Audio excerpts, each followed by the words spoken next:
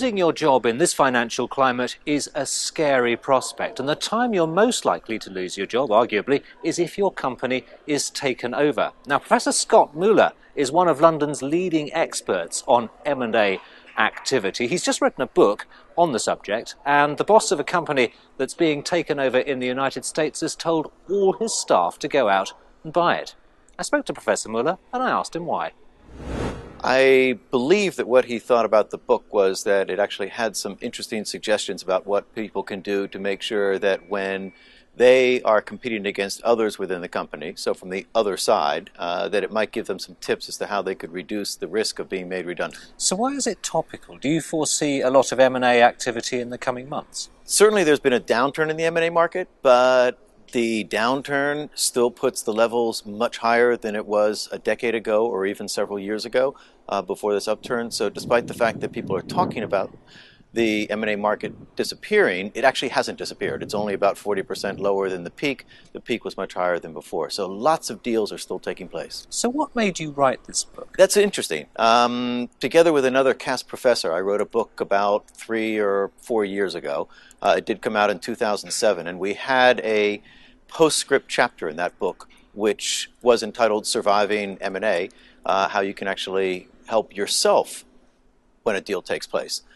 There was a lot of reaction to that, positive reaction, to that particular chapter. The publisher actually said, any way you can turn that into a whole book? So that's in fact what we tried to do.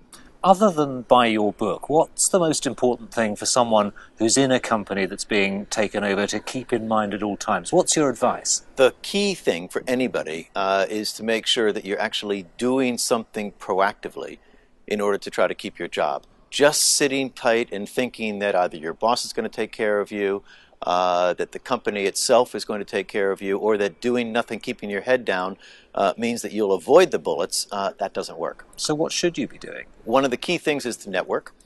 Make sure you contact people both within and outside of the company to find out what's going on and where the positions might actually be, or whether in fact you ought to throw in the towel and say, this is not going to be the company where I want to work.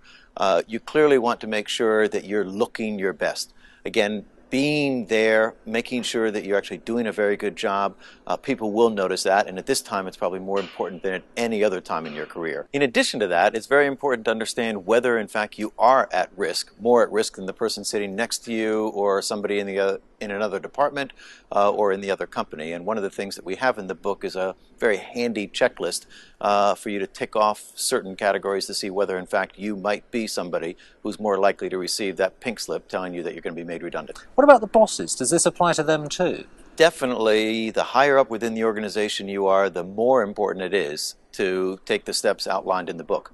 Those at the top of the organization are more at risk, counterintuitively, but are more at risk than those lower down in the organization. Why?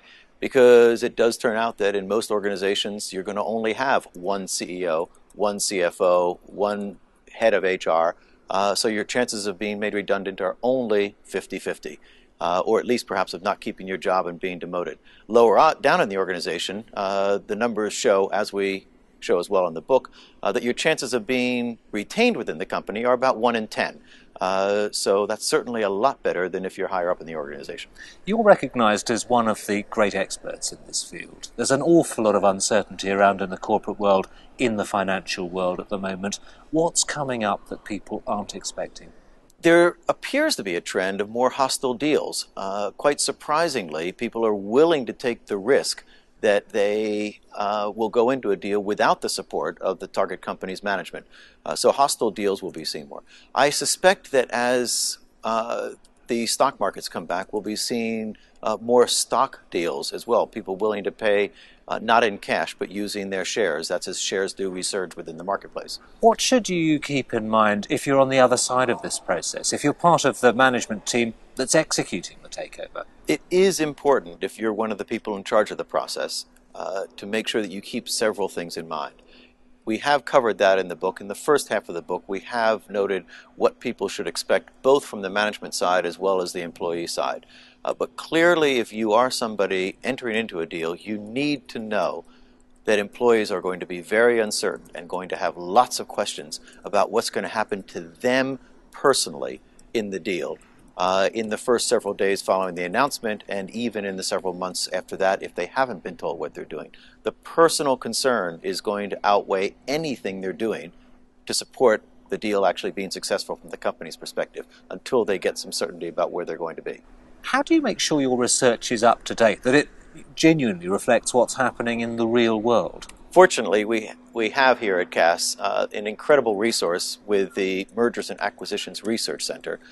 That research center, supported by 4 corporates, Allen & Overy, Credit Suisse, Deloitte, and the Financial Times and Merger Market, really allows me on almost a daily basis to have conversations with them about what's taking place in the marketplace. What's the book called, and where do we get it? The book is called Surviving M&A, Make the Most of Your Company Being Acquired. It should be available in most major bookstores and online, published by John Wiley. Scott Moeller, thank you.